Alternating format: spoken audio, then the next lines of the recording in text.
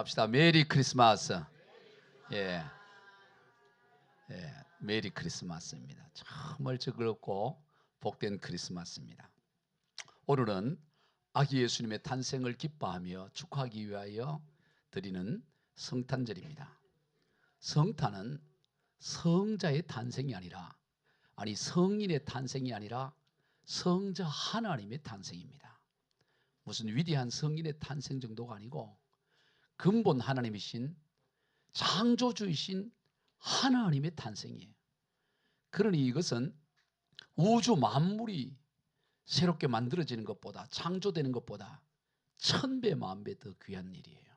창조주 하나님이 육신의 몸을 입고 이 땅에 오셨다. 이것은 그분이 천지 만물을 1000만 번 창조하는 것보다도 더 위대한 일이에요.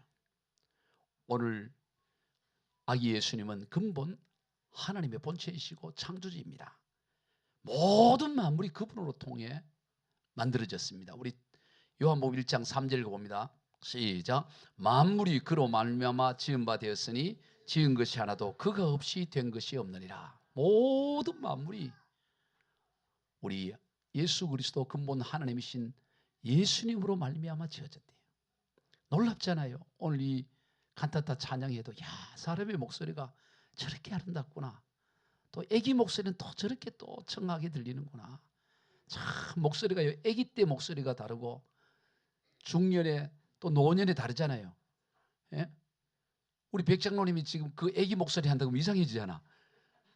그렇죠. 아기가 또 우리 노년의 목소리 하면 이상하잖아요. 그 아기 때는 또 아기 목소리가 나고 중년에는 또 중년의 중환문이 나오고 그 목소리라도 달라지잖아요. 그거를 창조주 하나님이신 우리 주님이 창조한 줄로 믿으시길 바랍니다. 놀라운 일이에요. 근본 하나님의 본체세요. 그런데 그분이 육신의 몸을 입고 이 땅에 오셨어요. 빌립보서 2장 6절 이하를 읽어봅니다. 시작. 그는 근본 하나님의 본체시나 하나님과 동등됨을 취할 것으로 여기지 아니하시고 오히려 자기를 비어 종의 형체를 가지사 사람들과 같이 되셨고 사람의 모양으로 나타나사 자기를 낮추시고 죽기까지 복종하셨으니 그 십자가에 죽으심이라. 그분은 근본 하나님의 본체신데 그 하나님의 자리를 비우시고 종의 형체 인간의 모습으로 이 땅에 오셔서 십자가에 죽기까지 그 복종의 길을, 십자가의 길을 걸어가셨다라고 말합니다. 한 여인의 태 속에서 한 세포로 오셔가지고 10달을 그 한 여인의 자궁 속에 있다가 그리고 태어나서 그리고 모든 대소변을 누군가가 다 치워줘야 되지. 안 치워주면 기저귀 그 찝찝한 상태로 그냥 있어야 되는 거예요. 예수님도 누가 그 닦아주고 치워야지. 예수님이 태어나자마자 어디 소변 보고 이게 다 자기가 처리한 게 아니잖아요. 다 마리아가 다 한 거고 누군가가 다 돌본 거 아니겠어요? 창조주 하나님이 그런 모습으로 이 땅에 오셨다는 것입니다. 우리의 상상을 훨씬 뛰어넘는 일이죠.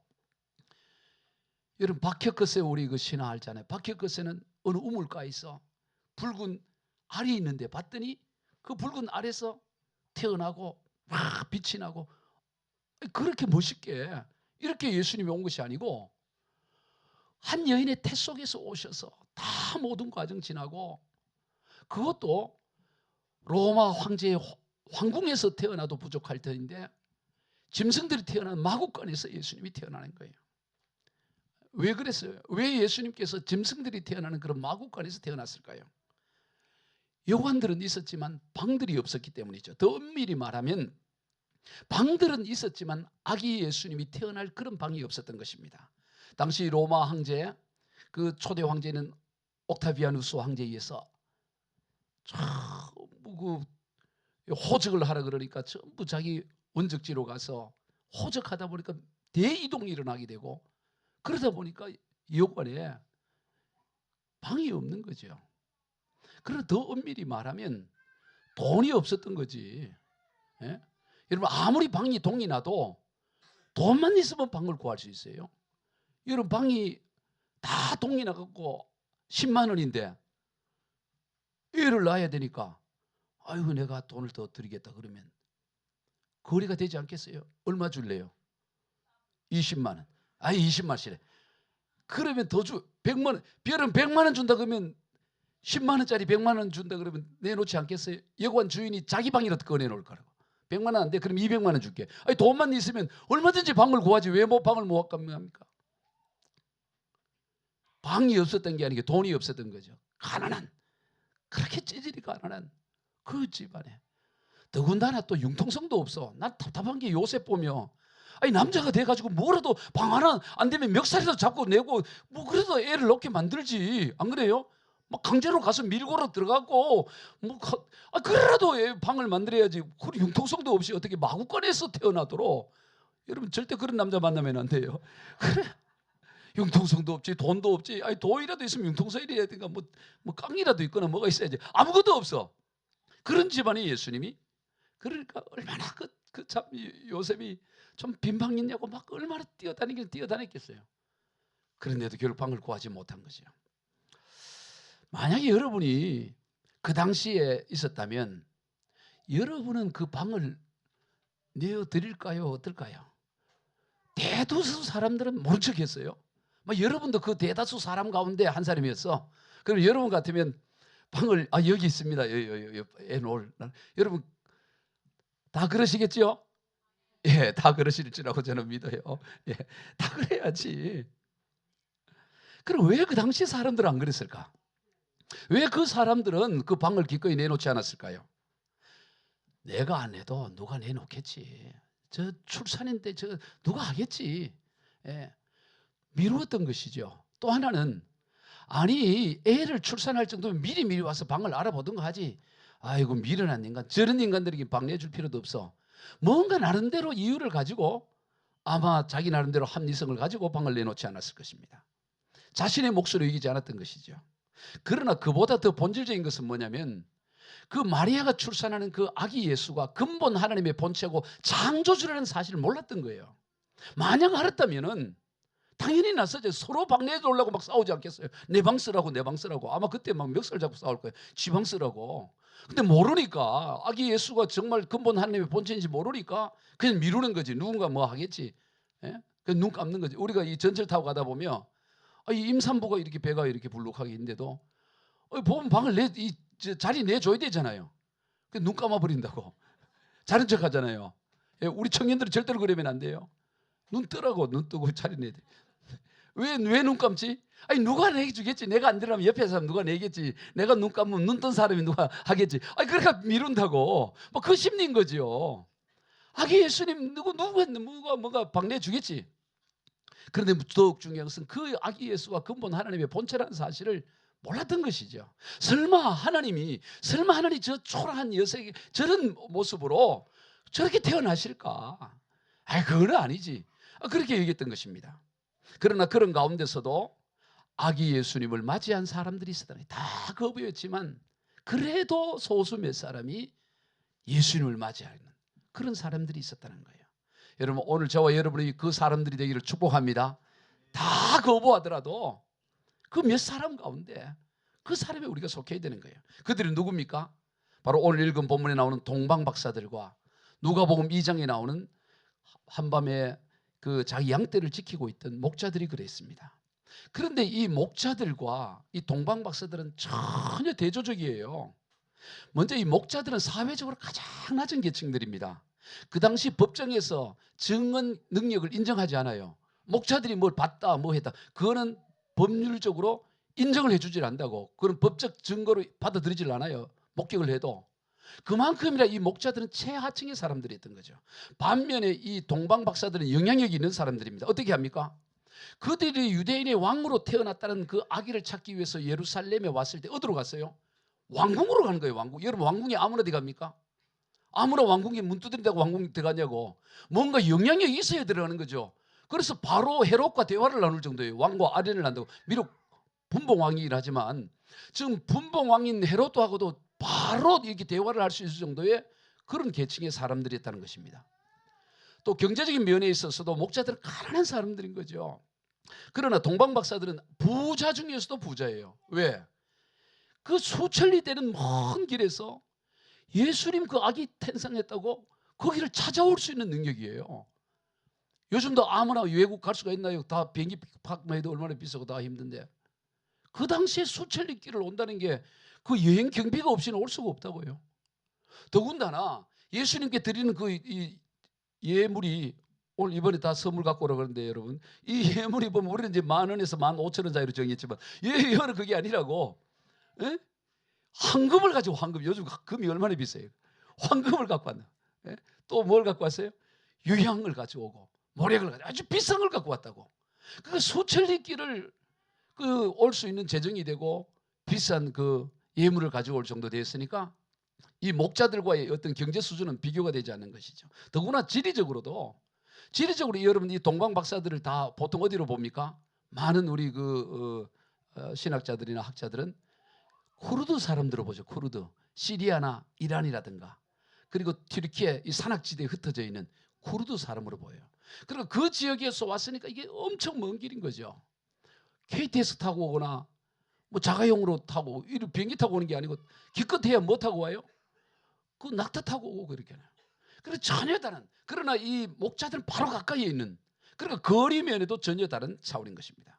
그런데 바로 이렇게 전혀 다른 사람들이 이 목자들과 바로 이 동방 박사들이 예수님을 맞이한 것이죠. 이것이 의미하는 게 뭘까요? 여러분, 예수님을 맞이하는 데 있어서는 그 계층이 얼마나 높으냐, 얼마나 재정을 많이 가지고 있고, 얼마나 또 가난하고, 얼마나 거리가 멀고, 그게 아무 상관이 없어요. 거리 멀다, 그건 이유가 되지 않는다고. 돈이 없다, 그것도 이유가 되지 않는 거예요. 바쁘다, 이유가 되지 않아요. 지위 고하를 막론하고 예수님을 맞이하고 받아들인 데는 어떤 사회적 조건이나 가지고 있는 여건은 아무 이유가 될 수가 없다는 걸 우리가 여기서 볼 수가 있는 것이죠. 그런데 이들에게 공통점이 있어요.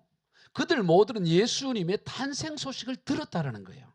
이걸 목자들에게는 천사들이 나타나서 직접 얘기하죠. 우리 누가복음 2장 10절 11절 읽어봅시다. 시작. 천사가 이르되 무서워하지 말라. 보라, 내가 온 백성에 미칠 큰 기쁨의 좋은 소식을 너희에게 전하라. 오늘 다윗의 동네에 너희를 위하여 구주가 나셨으니 곧 그리스도 주시니라. 이 목자들은 양을 치다가 밤에 천사들로부터 직접 들었어요. 동방박사들은 어떻게 알았죠? 동방박사는 별을 연구하다가, 천문을 연구하다가 이 확실한 뭔가를 받은 거예요. 특별한 별이 나타난 걸 본 거예요. 그러니까 위대한 인물이 탄생되는 것을 별을 보면서 알게 된 것이죠. 어쨌든 간에 천사를 통해서든지 아니면 별을 통해서든지 예수님의 소식을 저들은 듣고 알게 되었다는 것입니다. 그런데 여러분, 이 소식을 들은 이 공통점, 이것과 우리의 공통점이 있어요. 자, 우리도 아기 예수님의 탄생의 소식을 들어요. 우리뿐만 아니라 오늘 이 시대도 오늘 성탄절이라고 예수님 탄생 모르는 사람이 있어요? 오늘 다 12월 25일은 예수 탄생한 날이라고 다 들었다고 다. 그런데 다 들었는데도 불구하고 아기 예수님의 탄생을 기뻐하고 모인 사람도 있고, 그냥 어디 놀러 가자, 12월 25일 어디죠? 찜질방 가자, 이래갖고 지금 찜질방에 누워있는 인간들도 많이 있을 거라고. 지금 이 시간에 온천에 가 있는 인간들도 있고 뭐 그러니까 빨간 글씨로 다 빨갛게 붙여놨잖아요. 이 빨간 25일은 빨간 날, 그 주님 오신 날 다 들었다고. 그런데 아니, 그 사람들은 그래도 뭐 직접 뭐 천사를 통해 듣고 뭐 이렇게 별을 보고 했죠. 여러분, 그거보다 더 확실한 거예요. 오늘 우리가 이 말씀을 통해 듣는 거는, 이 기록된 말씀을 통해서 듣는 것은 직접 천사를 통해 듣는 것보다도, 하늘의 별을 통해서 듣는 것보다도 더 확실하다고 베드로가 그 얘기해요. 베드로가 이런 얘기합니다. 베드로후서 1장을 한번 읽어. 17절. 제가 좀 부탁을 했는데 준비됐네요. 준비했네요. 우리 미디어 팀들이 잘해요. 우리 같이 한번 읽읍시다. 시작. 지극히 큰 영광 중에서 이런 소리가 그에게 나기를, 이는 내 사랑하는 아들이요 내 기뻐하는 자라 하실 때 그가 하나님 아버지께 존귀와 영광을 받으셨느니라. 이 소리는 우리가 그와 함께 거룩한 산에 있을 때 하늘로부터 난 것을 들은 것. 자, 여기까지만 보세요. 요거 이 베드로 후서 1장 17, 18절은 뭐를 배경으로 한 얘기예요? 베드로가 과거에 마태복음 17장과 누가복음 9장 그리고 마가복음 9장에 있는 이 공간복음서에 다 기록된 베드로와 야고보와 요한이 높은 산에 올라갔을 때 거기서 하늘에서 노란 하나님의 음성이 들리고 예수님께서 환한 빛 가운데 변화가 되는데 거기서 모세와 엘리야와 함께 대화하던 그거를 지금 얘기하는 거예요. 과거에 변화산이라고 흔히 얘기하는 거기에서 모세와 엘리야와 예수님이 대화했을 때 그 엄청난 빛과 그 놀라운 광경 가운데서 하늘에서 음성이 들리죠. 이는 내 사랑하는 아들이요 내 기뻐하는 자라. 그 얘기하는 거예요. 그 놀랍잖아요. 엄청난 과거의 경험이잖아요. 그런데 그 다음 절이 중요한 거예요. 자, 19절 시작.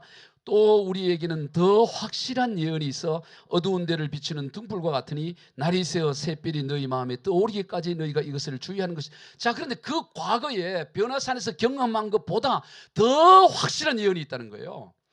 여러분 둘 중에 어느 걸 하나 택하라면 여러분 뭐 하겠어요? 변화산에서 주님 만나서 그 음성 듣는 거 택하겠어요? 아니면 이 성경 보는 걸 택하겠어요? 성경 읽는 거. 그걸 기록하고 있는 직접 그것을 경험한 마태복음 17장과 누가복음과 마가복음 9장에 있는 그 내용, 그 현장을 경험하는 게 더 귀하다고 생각했어요? 그 현장을 기록하고 있는 거 보는 게 더 귀하다고 생각하세요? 우리는 누가 세더라도 그 현장을 경험하는 게 더 귀하다고 생각하죠. 그런데 그것을 경험했던 이 베드로는 그것보다도 기록된 성경의 말씀이 더 확실한 예언이라고 말하는 거예요. 잘 믿어지지 않는가 보네. 그러니까 이 수준이 있어야 돼. 그러니까 이 기록된 말씀이 이렇게 기록된 게 이게 그냥 기록되는 게 아니라는 것은 놀라운 점. 그래서 그 다음처럼 한번 읽어주세요. 20절 21절 시작. 먼저 알 것은 성경의 모든 예언은 사사로이 풀 것이 아니니 예언은 언제든지 사람의 뜻으로 낸 것이 아니요 오직 성령에 감동하신 받은 사람들이 하나님께서 받아 말한 것임이니라. 그러니까 이 성경이 기록된 것은 성령으로 말미암아 감동을 받아서 기록된 거다 이 말이죠. 그렇게 경험이 나타난 것도 이 기록하기 위해 한 거예요. 기록하기 위해서 문자로 기록하기 위해서 그 역사가 일어난 거니까 그 역사 현장보다도 기록된 걸 보는 게 더 확실한 예언이다 말하는 거예요. 그러니까 오늘 우리와 저와 여러분은 예수님의 이 탄생 소식이 천사들이 전해 들은 것보다도 그 동방 박사들이 그 별을 보고 찾아온 것보다도 더 확실한 예언을 가지고 있다는 거예요. 아멘. 별로 안 믿네. 더 세게. 아멘. 이 믿어야 된다고. 이게 목사가 여기서 거짓말 하겠어요. 써가지고. 성경 얘기하자는 내가 내 얘기하냐 말이야. 이 성경 얘기하고 있는데도 이게 안 믿어지 못해. 오늘 우리에게 이 성경 말씀은 직접 경험한 것보다 비교할 수 없는 더 놀라고 더 확실한 예언인 거예요. 오늘 우리에게 그것이 있습니다. 그랬을 때 이들은 그 소식을 듣고 순종하여 나갔다는 것을 보게 돼요. 이게 이들의 공통점입니다. 여러분 누가 예수님을 맞이할 수 있어요? 하나님의 음성, 하나님의 소리를 듣고 순종하고 거기에 즉시 순종하고 나가는 자들이 그 주님을 만날 수가 있는 거예요. 그런데 순종하지 않아도 될 그럴듯한 변명거리가 많이 있다는 겁니다. 자 보세요. 만약 여러분이 동방박사라고 생각해 봅시다. 수천리 길에 있는데 별을 보다가 엄청난 별이 나타난 거예요. 아기 예수님의 탄생, 위대한 인물이 나타난 걸 확실히 본 거예요.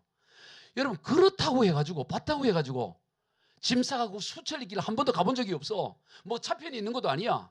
거기가 어딘지도 몰라. 가다가 강도떼를 만날 수도 있고 가는데 어마어마한 경비가 드는 거예요. 꼭 가야 되는 것도 아니야. 뭐 가라는 황제의 명령이 떨어진 것도 아니고. 여러분 같으면 가겠어요? 이야 엄청난 인물이 태어나겠네. 뭐 누군가 그 맞이하겠지. 가겠어요? 머물러 있으면서 막 감동만 받겠어요? 답은 가겠어요예요. 가겠어요? 감동만 갖고 앉아 있겠어요? 가겠어요. 아멘. 가야지. 그러나 안 갈 핑계거리가 많아. 굳이 그거 가야 돼. 뭐 굳이 우리가 안 가도 뭐 누가 그거 있겠지. 뭐 우리가 간 데는 뭐 그리 대단하냐고. 가지 않아야 될 이유를 찾으면 수두룩하다고. 수두룩해요. 여러분 이 성탄절들 주님 앞에 예배 안 드리고 다른 거 할 거 찾으면 찾으려면 얼마나 일이 있어요. 자, 그다음 이 천사들에서 소리를 들었던 목자들도 한번 보세요. 목자들이 밤에 자고 있는데 막 소리가 들린 거야. 하나님의 음성이 들려요. 그러면서 이 아기 예수님이 탄생을 얘기를 들어. 자, 그때 그들도 뭐 그래도 굳이 뭐 내가 가야 되나? 에? 지금 이 행색이 초라하잖아요. 이 목자들이 복장이라는 게. 아니 하나님의 아들이 하나님이 탄생했다는데 아니 우리 같은 이 몰골 가지고 그리고 뭐 가지고 갈 예물도 없어 이 사람들은. 더군다나 양을 지켜야 되잖아요. 양 두고 가버리면 양을 잃어버리면 어떻게 해? 안 가려고 하면 또 가지 않아도 될 이유가 수두룩해요. 아니 누가 좀 여유 있는 사람이 돈 있는 사람이 또 우리가 간 데를 우리 같은 이 초라한 사람들이 그를 맞이할 수 있겠어? 핑계를 대려면 얼마든지 있다고. 야 여러분이 만약 목자 같으면 가겠어요? 안 가고 그냥 야 참 그렇구나 이래하고 답은 가겠어요. 그냥 있겠어요? 가겠어요. 다 가야 돼. 다 가시기 바래요. 여기 남아있는 사람 없어요. 다 가라고 다. 예수님 맞이하러 다 가야지. 여러분 우리가 핑계를 대려면 얼마든지 핑계를 댈 수 있어요. 따라해 봅시다. 핑계를 넘어야 예수를 만난다. 아멘. 핑계를 넘어야 예수를 만나요.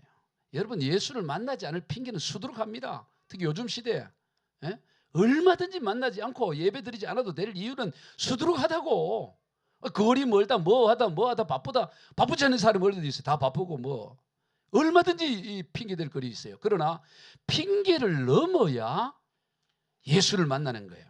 이런 세상 가운데도 성공하는 사람은 방법을 찾고 실패하는 자는 핑계를 찾는다, 이런 말이 있죠. 처음 들어봐요? 처음 들어봤구나. 예.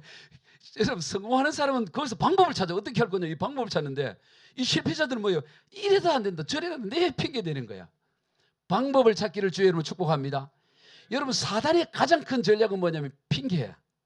야, 그거 네가 해야 돼. 내일 하지 마. 다음에 하지만. 항상 다음에.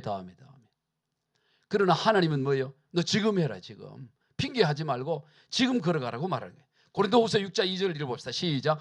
보라, 지금은 은혜 받을 만한 때요. 보라, 지금은 구원의 날이로다. 여러분, 은혜 받고 구원 받을 날이 언제라고요? 내일이 아니에요. 돈 벌고 나서가 아닙니다.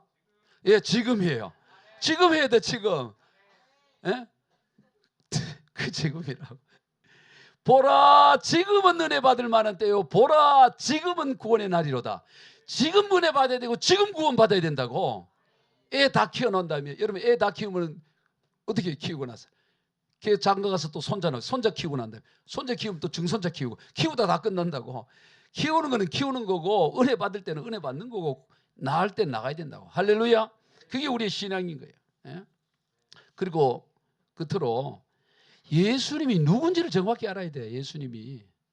여러분, 이 동방 박사들이 예수님이 누군지를 알았던 거예요. 올 때 예물 세 가지를 가지고 오는데, 첫째가 뭐라고요? 황금을 가져. 황금은 뭐를 상징합니까? 왕을 상징한다고. 예수님은 만왕의 왕이라는 걸 상징해요. 그리고 유향을 가져옵니다. 유향은 뭐냐면 곡식으로 제사 드리는 걸 소제라고 하는데, 소제 드릴 때 붓는 향이에요.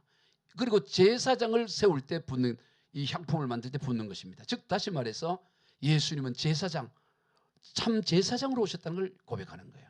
그리고 여기에 어울리지 않는 하나를 가져와. 그게 모략이에요. 모략을 이 선물로 가져오면 안 되죠. 여러분, 애 태어나고 이게 돌잔치 하는데 축 이래야지 부조금 내고 이러면 안 되잖아.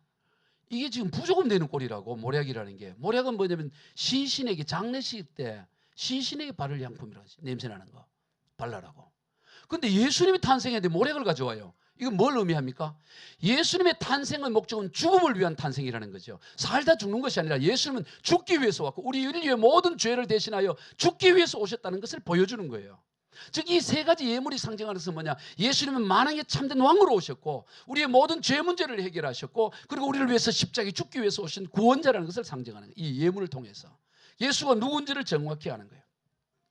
그렇게 예물을 드리는 거죠. 그래서 결국에는 그 아기 예수님께 가서 그 예물을 드렸습니다. 드렸더니 여러분, 수천리 길을 왔어요. 왔다가 이제 헤롯 왕궁에 갔죠. 처음에는 그 왕궁에서 태어날 거로 보고, 이 엄청난 별이 이 태어날 인물이면 왕궁에서 태어났지 갔더니 왕궁이 아니야. 그 갔더니 아주 작은 이 베들레헴에 거기 마구간에서 태어난 거예요. 자, 그리고 이제 돌아가려고 같으면, 여러분 같으면 어떻게 하겠어요? 그 헤롯이 뭐라 그러냐면, 너 저 발견하거든, 꼭 내한테 알려달라고, 돌아와서 알려달라고 이렇게 얘기하는 거예요. 근데 밤에 꿈에 하나님이 나타나서 뭐라 그러냐? 12절 한번 봅시다. 시작. 그들은 꿈에 헤로데에게로 돌아가지 말라 지시함을 받다 다른 길로 고국에 돌아가니라. 자, 고국에 돌아가는데 하나님께서 꿈에 나타나서 뭐라 그러냐면, 야, 그 헤로데에게로 가지 말고 다른 길로 너 집으로 가라는 거예요. 꿈을 꿨어요. 자, 여러분 이제 모였습니다. 뭐 거기가, 여러분 동방 박사가 몇 명일 것 같아요? 몇 명이 왔을 것 같아요? 동방박사 몇 명이 그 선물을 드리러 오는? 1번 3명, 2번 몰라. 몇 번이에요? 예, 2번 몰라예요. 3명인지 4명인지 인원은 기록이 없어서 성경에.